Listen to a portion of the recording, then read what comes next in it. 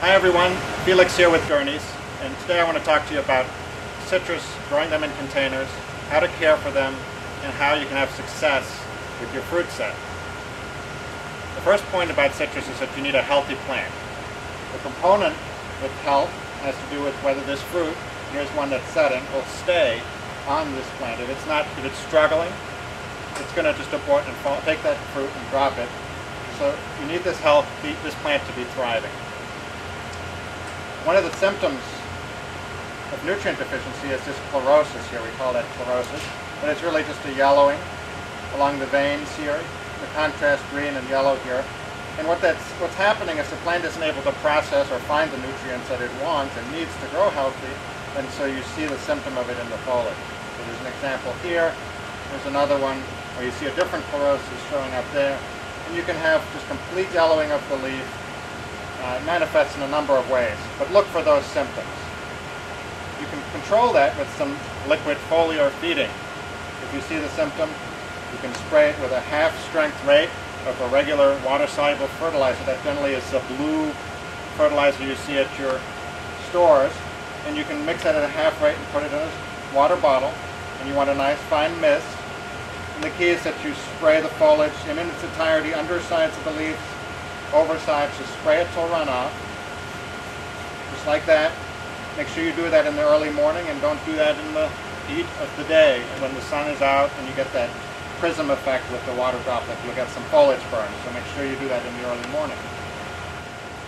When applying your foliar fertilizer spray, you want to use a water-soluble type fertilizer, and they generally look like these blue crystals here, and you'll find those at any garden center. And you want to mix this at a half-strength rate. So on the box there'll be a rate, recommendation X teaspoon or whatever it is to the gallon of water, and you mix that up at half that rate and put it in your spray bottle. And then you can spray down your plant with your morning cup of coffee, once a week, about the same frequency as you would water your plant. The second part to getting a nice fruit set on your citrus plant is to make sure that the pollen produced on the plant gets onto your stigma and you get fertilization. We're going to talk a little bit about the anatomy of the flower here. This is a citrus example where we have anthers, which are these fluffy components here. That's your pollen. That's where your pollen comes from. And then on the interior here you have some stigmas, which is the female reproductive part of the plant. They're a little hard to see on this example. We'll look at another one where you can tell the stigma a little more obvious. But this pollen, you can see it on my finger there, is what you want to make sure gets into contact with that female reproductive portion of the plant. And what's happening when you apply that, here's some that have lost their anthers, and so that's already has pollen on it. You can see if the close-up will show it. So those are the stigmas, the ends there. And if you have good success, the base here of this, when these petals fall off, is actually where your fruit starts to develop. That's the ovary.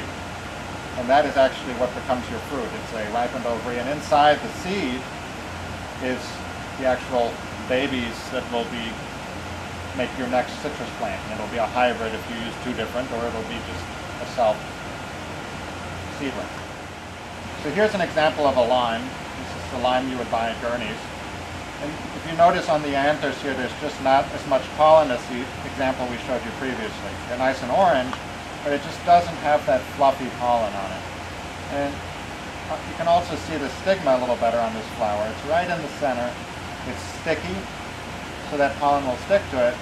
But if you're growing the citrus inside, there are not going to be any pollinators, no bees inside if you're lucky. And there's also not a lot of air movement, which would also allow those pollen grains to fly and hit that stigma. So you just need to help it along a bit. You can just touch those anthers right onto the stigma. You can get some pollen on your fingertip and dab it on there. You're not going to hurt the stigma if you're gentle. But that's all there is to it.